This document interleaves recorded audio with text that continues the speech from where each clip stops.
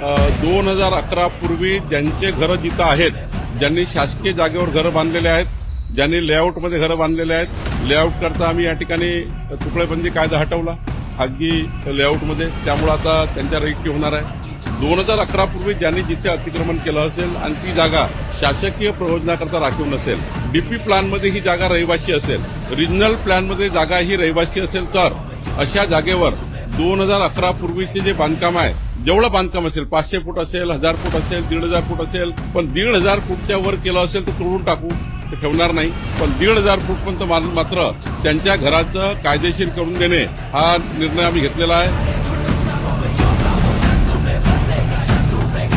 महाराष्ट्रामध्ये 1 जानेवारी 2011 पूर्वीचे रहिवासी असलेला आणि तेव्हा त्या मतदार यादीत नाव असलेला व्यक्ती फक्त या ठिकाणी या योजनेला पात्र ठरेल आणि जनतेला आता त्यांच्या हक्काचे घरं बांधता येतील.